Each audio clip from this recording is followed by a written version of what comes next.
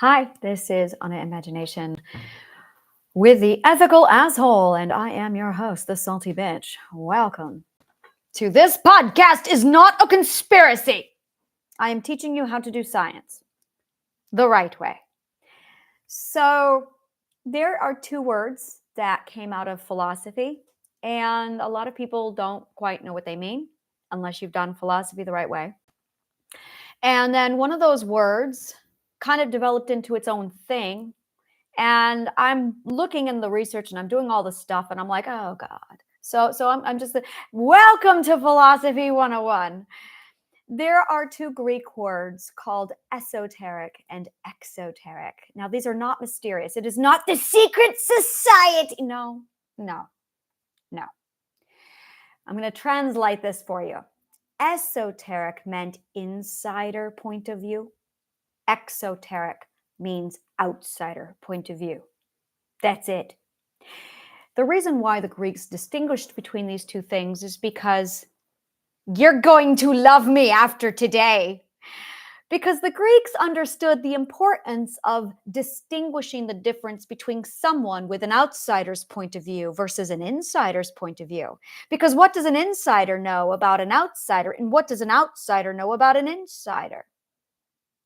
So the ancient Greeks valued the difference between the insider and the outside. So that if somebody created an opinion or a belief and it was an outsider's point of view, they could go, well, that's exoteric. They're not esoteric. They're not inside. They wouldn't know. And the exoterics would develop all these opinions about what the esoterics were doing, but they weren't esoteric, so they didn't know. So yeah, this happened a lot. And around this time period, the esoteric sciences were only studied by the philosophers who were esoteric inside the esoteric. Now, the exoteric eventually said, well, this is what we think you're doing. And they developed something called esotericism, which was an exoteric point of view and perspective of what they thought esotericism was. And it's not, because they were not esoteric. So as a result, you have the esotericism that's out there now. And a lot of people still don't understand what the difference is between exoteric and esoteric, except I studied the esoteric sciences because I studied philosophy the right way. So we're going to start covering the difference between esoteric science and exoteric. Exoteric has two schools to it, but the second one didn't come around until much, much later. So we're going to cover the first one first. So you had the school. Inside the philosopher's school was esoteric, and we're going to be talking a lot about the esoteric sciences. This is what Pythagoras, Plato, and Aristotle taught. Now, esoteric knowledge, we have no archaeological evidence that Socrates ever existed. The only reference we have of Socrates ever existing is Plato wrote about this dude. So some philosophers go, did Plato make him up? And 50% of the esoteric philosophers go, yes! And the other 50% goes, no. And I am of the school that goes, well, until I see archaeological evidence that Socrates actually lived, I'm going to have to go with no, Plato made him up. Now, I do this where I create fictions to create my story, to fictional characters, so I can communicate my story, because rule number one in the esoteric sciences is if you want to teach anyone anything, you got to tell a story. So it is very probable in my esoteric logical deduction that Socrates was made up by Plato in order to use theater stage to tell a story, because that's how we learn, which you learn about in esoteric sciences. So that is one example. So then on the exoteric point of view, because they're outsiders, they're seeing the consequences of esoteric sciences. So one of the things, you guys are going to love this one, that went around a lot back then was divination. Divination was very, very common. Divination is the exoteric word for mathematical projection and reading clocks. There is something called the universal clock. The universal clock is something that I find very boring because I find numbers and pattern recognition and repetition boring. So as a result, the universal clock is like the apex of dull for me because I'm an adventurer. So I'm going to find the universal clock very boring. That being said, the universal clock is what the Mayans figured out with their calendar. That's it. The Mayans had esoteric sciences, which is how they were able to create their calendar. The universal clock has a lifespan of 2,000 years, and then it repeats itself over and over and over again. So once you do the one clock, the one time for 2,000 years, you have everything figured out. You just need to know how to read the clock, which is what the Mayan calendar did. In addition to that, you also had the astronomical Prague clock, which no one can read today. Actually, you can if you know how to read the Mayan calendar. It's the same thing.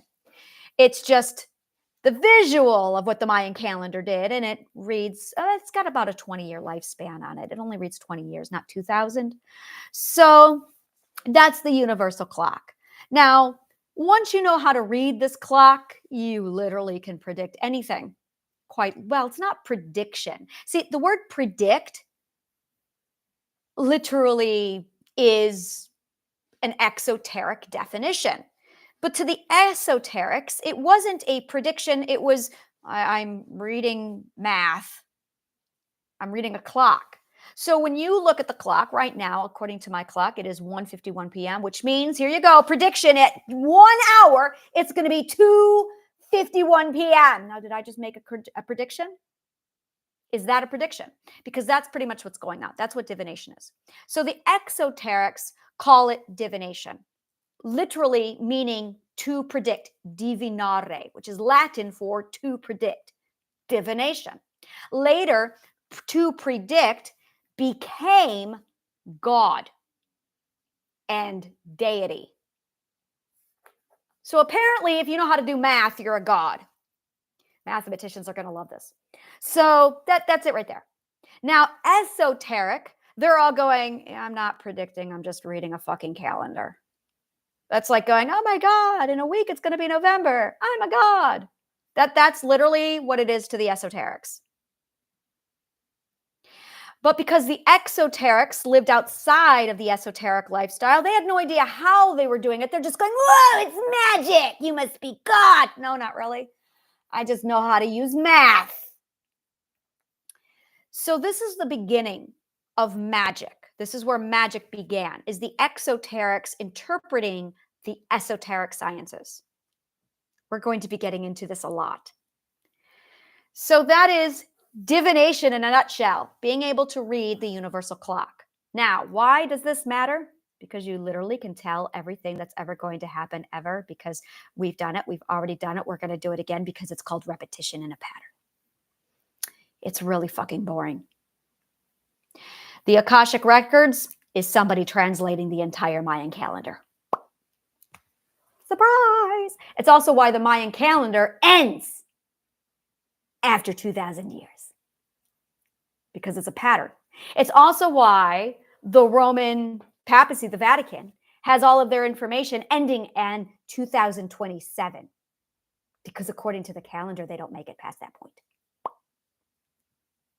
So this is interesting.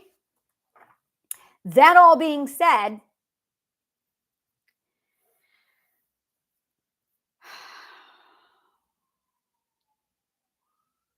the esoteric sciences produced skill levels.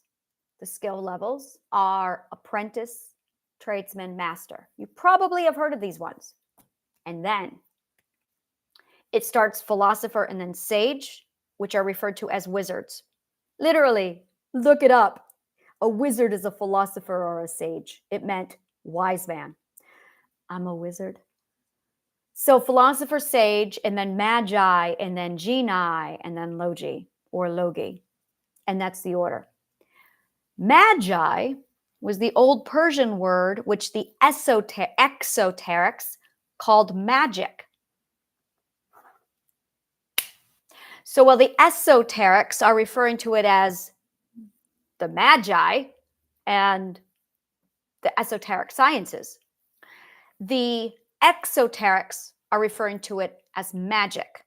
So now we have the first rumors, the first sightings, and they're translating what they don't understand. Now, the esoteric sciences are using physics, biology, chemistry, mathematics, calculus, logic, a whole lot of logic to do all of the things that they do. And that's what you learn in philosophy done the right way, which is what Zarathustra discovered using esoteric sciences was the science of the esoteric sciences and how to reverse engineer them, which is what he did. And then he passed it on to Pythagoras, and Pythagoras said, ooh, I'm going to build a school. And so he built it into a gorgeous little curriculum that he then passed on to Plato with a very precise scientific formula of how to turn yourself into a genius, which is the same school I attended. So then the exoterics, basically rumors spread, superstitions developed, fears completely abounded, and chaos broke loose. So between the year of 380 BCE, Socrates' death, up until 380 CE, Alexandria's destruction, the Roman Empire declared war on the esoteric sciences and took out all of the schools, which is why Athens was burned, which is why Alexandria was destroyed. About 50 to 100 years after Alexandria was destroyed, Rome sent St. Patrick to Ireland to take out the Druids and the Bards, who also had the esoteric sciences. Only St. Patrick was an Ashavana. So he went, no. And so he preserved the esoteric sciences that were in Ireland, and they flourished until the 1600s. And they never experienced a dark ages because they had the esoteric sciences. So the second type of exoteric group came out between, and I'm going to be really, really frugal with this. I'm going to be like, not frugal. I'm going to be very liberal with this. Between the year 800 CE and the 1400s, science began. And this is the exoteric sciences. Exoteric sciences, well, they're the ones who gave us the humors. Yeah, so I'm really hesitant to call that science, but sure. So this is the exoteric sciences, where they attempted science. We're talking real primitive stuff here. And yeah, they started to break it down and try. Now, Da Vinci came out of the esoteric sciences. Newton came out of the esoteric sciences. But all the other doctors came out of the exoteric sciences. So the exoteric sciences looked at the esoteric sciences and esotericism and went, that's banned, that's tear, we don't touch that shit. Meanwhile, the magic exoterics were spreading rumor, gossip, and then they tried to bring astrology back. Astrology was an esoteric science that Plato had on his curriculum right after algebra, calculus, trigonometry, and then astronomy, and then he had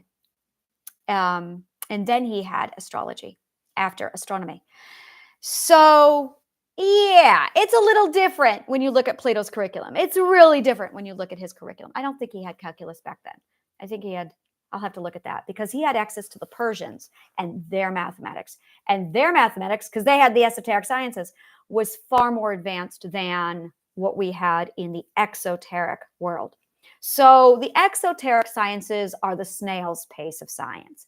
The esoteric sciences were like, holy fucking shit. Like, well, Da Vinci decided to invent the helicopter in the 15th century. You know, that's the level that the esoteric sciences are at. There you go. So now let's fast forward to our present day. You've got magic exoterics, you've got, which are the spiritual people. You've got the exoteric scientists, and then you've got a random fluke of an esoteric scientist coming along. But you have to study philosophy the right way. First, you require the ancient Greek psychology. That way you absorb it. And then you have to follow the curriculum and compound it based off of Zarathustra's 3-part formula. You do that and you'll be fine. So that is esoteric sciences. And now what's going on is you've got the exoteric mages or the exoteric magic people, spiritualists, all translating exoteric translations of the exoteric adaptations from the esoteric information that Zarathustra passed on. So now you've got this source of Zarathustra who came up with, discovered the esoteric sciences. And when he passed this on over to the Hindus, for God knows whatever reason, they really botched this up and they created an exoteric translation of Zarathustra's esoteric science. They messed it up. You know what? This is my hypothesis. I believe that's his Model A. That must be it. And then he must have taken it over to Confucius. And Confucius got it kind of wrong because he only got one of the 3 of them. But Confucius is closer to the yin-yang is correct. Chakra wheels? No. Esoteric sciences? No. So this is where it gets really interesting. Really interesting. And when you look at, by the time he got it over to Confucius, that would be trial 2. So when he passed it over to the ancient Greeks with Pythagoras, it was, all right, let's get this right. And then he did get it right. And then it was embedded into philosophy, and then it was passed down. Now, my problem with ancient Greek philosophy and the esoteric sciences there is it was oral tradition. It never should have been oral tradition. And they also, I know why. They also did not allow the exoterics access to the esoteric information because they were worried it would fall into the wrong hands. Anna, aren't you worried this is going to fall into the wrong hands? No, because it already did. That's what's wrong with everything. Alexander the Great studied with Aristotle for 14 years. And then he just quit the program and went off and conquered all of Rome, which violates the 12 ethics. He took the esoteric sciences and then utilized it for war. And then all hell broke loose. So it's already been in the wrong hands. It's already fallen into the wrong hands. We got a 2,000-year example of what happens if you try and hoard this information without sharing it. It's already in the wrong hands. So that was one of the things that I had to weigh in when I was going, do I give this to people? What if it falls into the wrong hands? Well, it already did. It's already out there. They already have it. So the esoteric sciences and understanding, and this is it right here, to understand the difference between the esoteric science and the exoteric science, to understand these differences really gives you an understanding of if somebody is talking to you, are they giving you the esoteric or the exoteric point of view? And the problem is, well, I'm going to be very blunt. There's the real Da Vinci Code here, and the real Da Vinci Code is hiding the actual esoteric science that was passed down from generation to generation, which is why, boom, Da Vinci had it. And then he embedded it inside of his artwork. If you have the esoteric sciences, you can translate it. I did, it's awesome. And then I was able to find it in Cervantes and also in Shakespeare because they also had it, which is why they wrote the books they did. And then it got passed down from generation to generation. But you have to be able to read the esoteric sciences the right way to find the code. So that by the time you get around to the 2024, 2023, the person, anyone with the esoteric sciences can read the code that was embedded by all the esoteric sciences beforehand, because we've been like leaving a code from artwork to artwork. It's like a trail of artwork that we've just been passing down. So when I figured it out, decoded it, I went, oh, fuck shit, now what do I do? And then I had a choice to make. And this is what I did with it. I'm like, I'm going to give it to you because the time is here. It is time. This is a 2,000-year-old message passed down through the sciences of the esoteric way. Hello, welcome to the life of an Ashavana. So, when you are hearing all the goobly-gook passing around, 99% of the shit you are hearing is exoteric perspective on the esoteric sciences. It's everyone trying to figure out the Da Vinci Code, but they haven't connected the dots yet, which is really funny to me because I'm going, yeah, one day they'll go, oh my God, this is the Da Vinci Code. Yeah, no shit. Waiting for that. So yeah, eventually they'll connect the dots. So when they do, what you guys are really in the process right now of doing, what a lot of people are in the process of doing right now is figuring out the real Da Vinci Code. So the esoteric sciences are the 12 ethics, the academic disciplines, the ones you took in school, but the right way. And what's the other one? Give me a minute. Oh yeah, it's the how to learn. It's scientific method. So it's existentialism, it's scientific method. So you basically have how to esoteric sciences. And then you've got the 12 ethics, and then you have the academic disciplines. So you're supposed to apply existentialism to the academic disciplines. That's where the exoteric educators really fucked up education because they're exoteric. They did not know that academic disciplines don't work if you don't apply existentialism to them. You can get mad now. You're supposed to apply philosophy done the right way to the academic disciplines. And that gives you that gives you the ancient Greek perspective, and that gives you the ancient Greek understanding. And then you have the ability to go, oh, now I see the world in an entirely different way. And look, my brain turned on and I'm a genius. And now I can do shit like Da Vinci. That's right.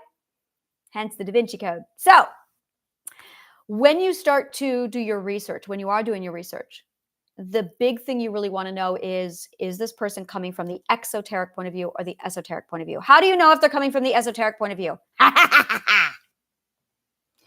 The esoteric point of view is going to use science to prove every fucking little detail. I'm going to write these down because I want these written down. Actually, I'm going to put them right here so I can copy, cut, paste them because I'm going to want to keep them. This is going to be down below in the video description. So the first thing is they use scientific method. Like a bitch. That's the very first thing. Absolutely the very first thing. We will not be speaking outside of scientific method. And it's not any scientific method. It's esoteric science scientific method. So just to give you an idea, scientific method by exoterics is 5 steps. It is a 20-step method with esoteric science. It's a 20-step scientific method. That is how you find out. We speak with logic first. Logic only, logic first. And we only speak truth. We are honor bound. We cannot speak lie. That is how you know. In addition to that, we educate you. We tell you how. They will educate you to empower you. They will not feed you a fish. They will give you a rod and they will teach you how to fish. That is an esoteric scientist. They are an Ashavana. They are an Ashavana.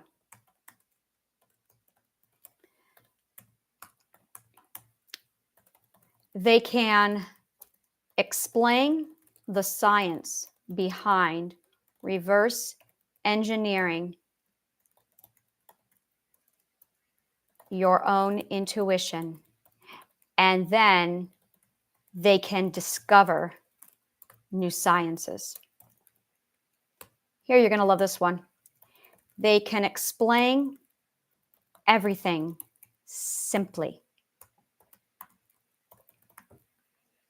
They are polymaths.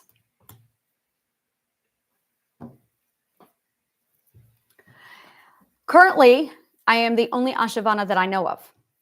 I am training Ashavana. So over the next few years, there's going to be more Ashavana out there, and I will be giving them a very exclusive stamp of approval and training them in the program. And I will also be citing them and giving them credible sources on my website so that it's going to get to a point where if someone says that they are an Ashavana, you can literally go double check the sources, and I will be listing their names on my graduate school so you can see, oh no, your name's not listed, you're a fucking liar.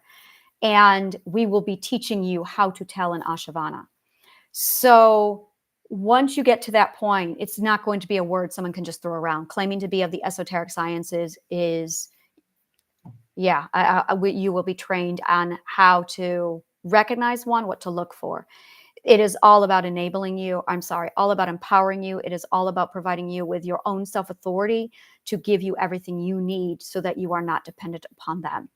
And if they say, here's some information, they give you the information so you can go find the sources yourself. They tell you, Google it, check the resources, because you need to be the scientist.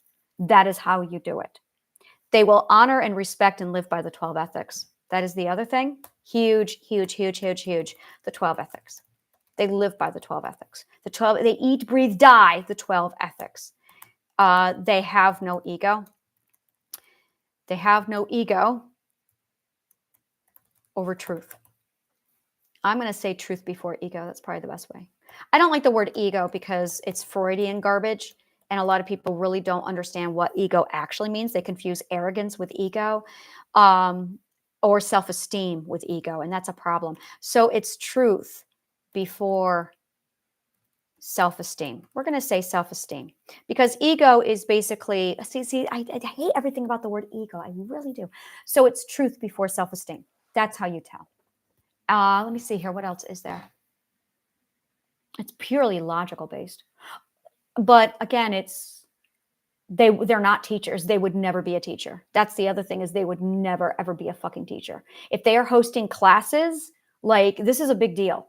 If they are not doing DIY classes, they're not an Ashavana. They are not an Ashavana. An Ashavana would never teach. That is like, yeah. So about that, yeah, there are no teachers of Ashavana.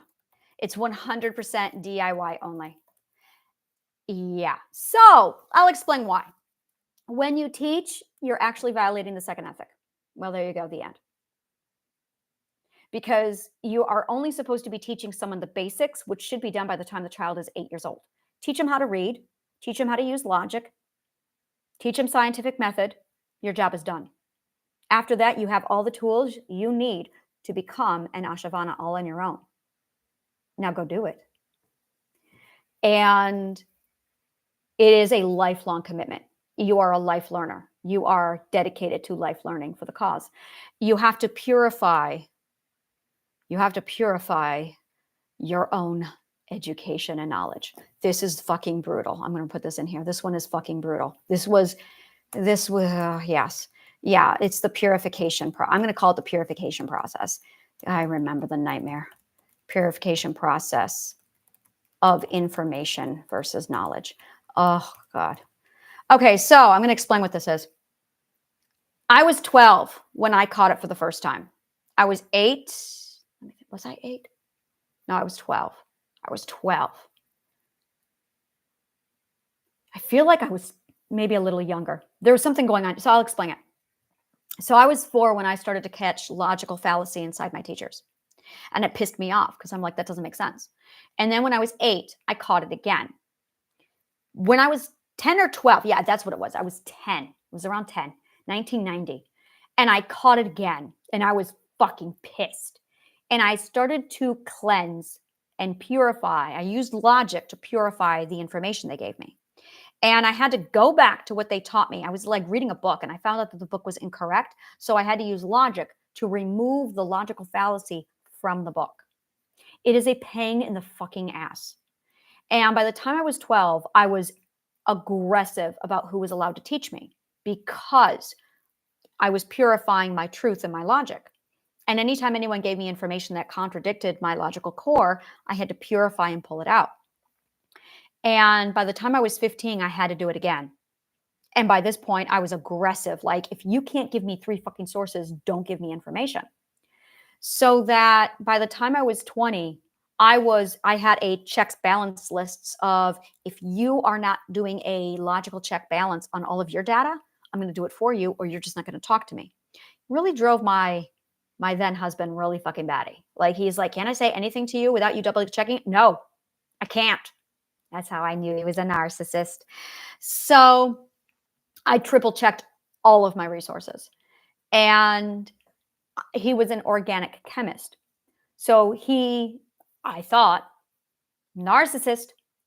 I trusted him on ABC certain knowledge, on science knowledge, only to find out that he did not have the psychological background that he claimed to have, that he only took 1 class, and he was an egotistical, narcissistic, mask-wearing asshole. So I had to go back and completely remove all of the data that he had told me. He also boasted a greater knowledge of biology that he actually lacked. Biology is superior to chemistry because biology integrates chemistry and physics and mathematics all together. Chemistry stands alone. Biology integrates all of the disciplines, all of them, including the arts. So biologists know a lot more shit than chemists. Chemists think only chemical, whereas biologists think chemical, physics, all of it.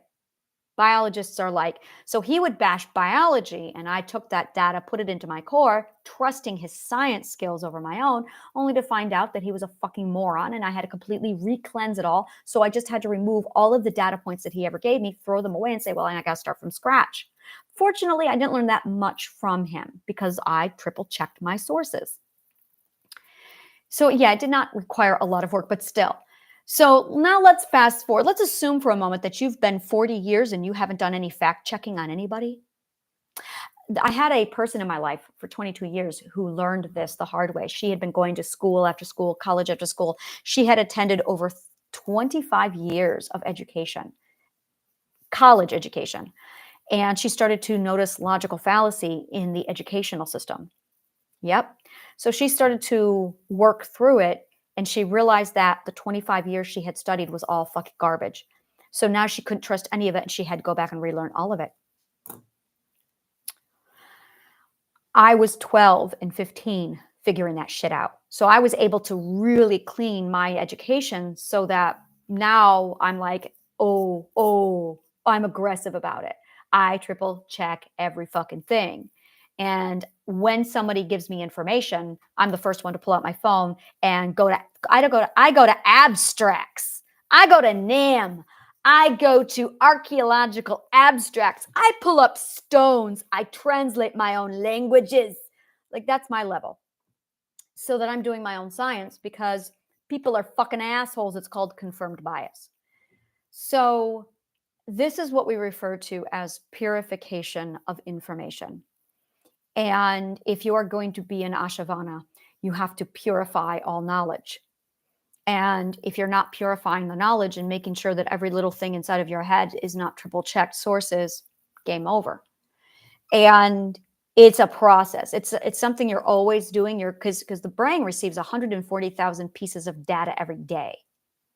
So you're constantly like, before a scientist does anything, they're doing a checks balances. So the Ashavana, someone with the esoteric knowledge, is already trained the brain. This is why we study logic before we do anything else in philosophy done right, is because you have to do that logical checks balances on every little piece of data that comes into your mind before you allow it into your mind. So if it does not go through a logical checks balances, it's not allowed into the mind. Now you're able to sit down and draw logical conclusions based off of the calibration to Mother Nature, so you know when something is true or not. So yeah, it's really, really important. And people are going to ask me, well, how did your ex get into your head? If, boom, I had alters. I had alters. Joanna's the one who let him in. Just Joanna. The others did not. This was really amazing. So I was able to access my other alters' minds. And we all had data, but hers was contaminated with his narcissistic bullshit. The others were not. She's the one. So we were able to remove her stuff, and immediately, like, it was wonderful. This is where being an alter really, really came in handy. I'm like, oh, this is convenient. So I was able to literally take Joanna's perspective, completely reject it, and then we were able to base it off of what Berrigan had, what Colin had, and what I had, imagination had. So we were able to use that data to assess and compare the data points. So we were able to use our 3 data points to compare it against Joanna's to go, with Joanna, your information is incorrect. Now, why is that incorrect? And then we were able to sit down and go over everything that she had been told by the ex-husband. And we were able to analyze precisely where he had lied, what he had lied about. And then we were able to completely reject all of the information that came from him. And then when we studied biology and chemistry, it just cleaned it all up without a problem. And that's how it's done. So that was, in that sense, honestly, the alters really saved me on that one, because my data. Yeah, it would have really fucked up my data. Well, not really, because I would have just done the exact same thing except without the conscious awareness. So when so an Ashavana is someone who's really, really, really aggressive about knowing precisely the purity of the data that comes into them. And it has to be at the highest of standard. Like, if you cannot give 3 bits of archaeological evidence to support one thing, no. This is something that's really interesting because in archaeology, you find one thing and they're like, oh, that's it. People lie. What are you doing? People lie? Darius the First. Come on. So when I do my archaeology, I am looking for 3 data points. I'm looking for 3 sources. And that's why I've got the Irish annals and Norse mythology, which I know is kind of shady over there, but it's I really have to do a whole video that just breaks down Norse mythology and how valid it is, because it's like, okay, basically it's either a copycat or it's original. That's the difference.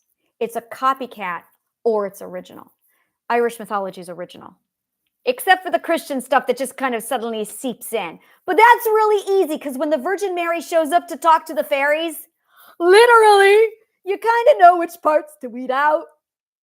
So, it's like, oh, I'm going to pull out Virgin Mary. I'm just going to do that over there. All right, let's look at that. Really easy. I love Irish mythology. It was so easy to sort that stuff out. When you're looking at something like ancient Mesopotamia, now that's easy. Really easy, because you just go back to the very first document in the entire world of Sumerian. And now you're looking at Sumerian documents. Just read Sumerian documents. By the way, ancienttexts.org. That's where you can read all of this shit.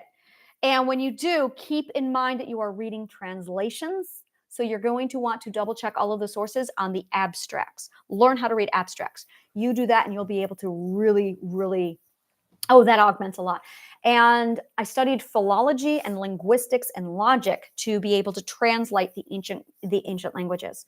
You're going to need that also. Study hieroglyphics. Studying hieroglyphics is fantastic for being able to study all of the other charts. There are 3 charts in the well, I did the Proto-Indo-European chart, but there's also the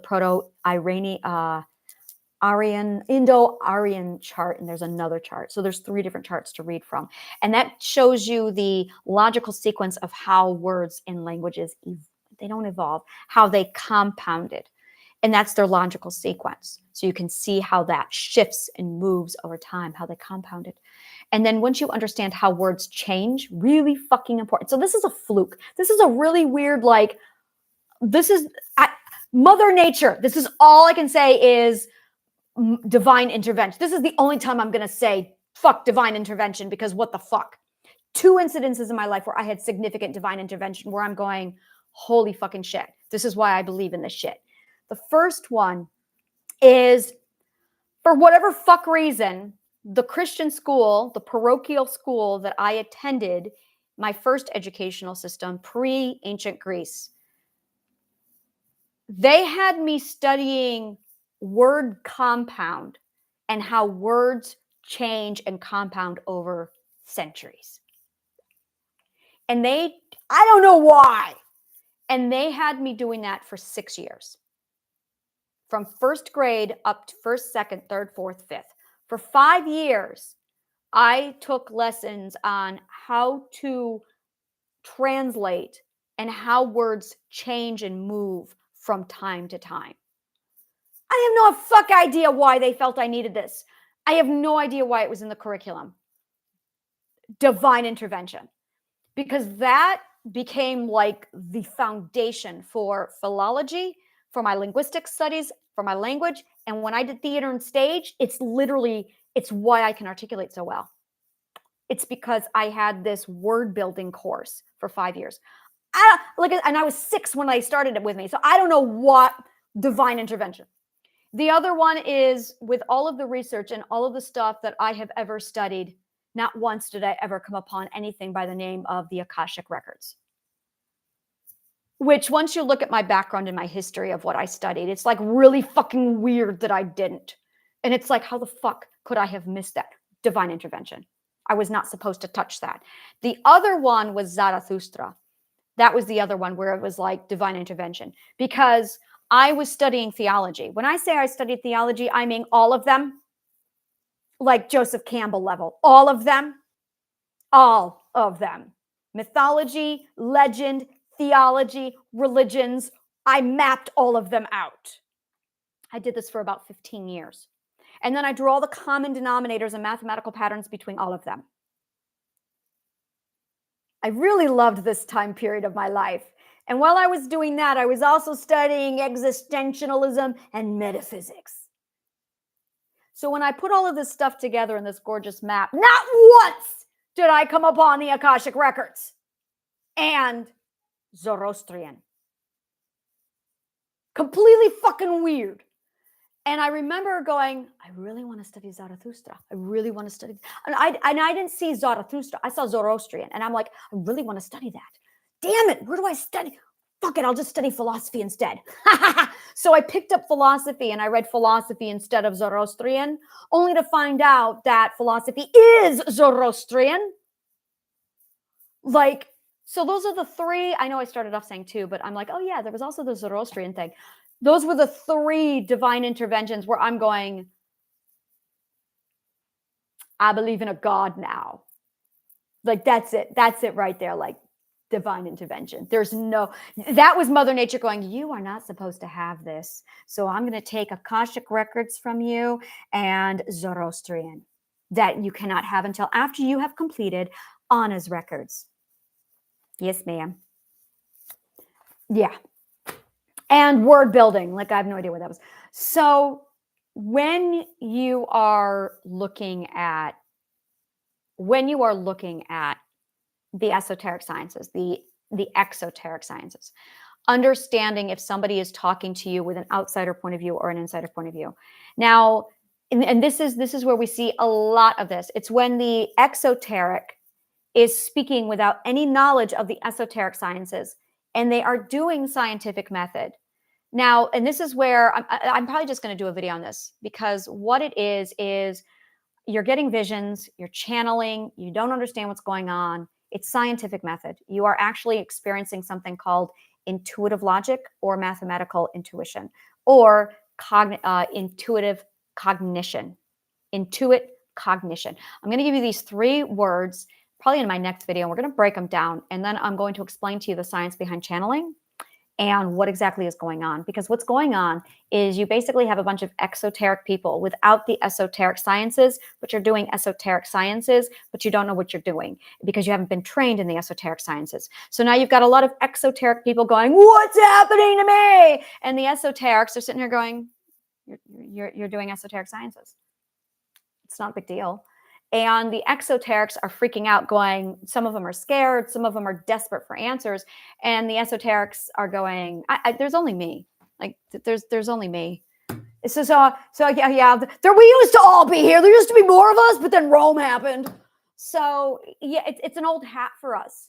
So when we see everyone doing the chant, this explains why I'm so lonely. This is it right here. It's because everybody's doing esoteric. Well, everybody is doing skills that are taught in esoteric sciences that I was raised on, that I was studying when I was 12. So I was doing the esoteric sciences when I was 4 and 5, but I found Plato. So we're going to go ahead and jump into, yeah, fuck it. We're going to do it. I'm going to do another course. We're going to jump right into it. And I'm going to break down what channeling is, what the visions are, and I'm going to give you the esoteric science translation for all of that and how to manage it better for you. But also, and it's all about communication. It's all about your ability to translate. So you can do it, but can you translate it?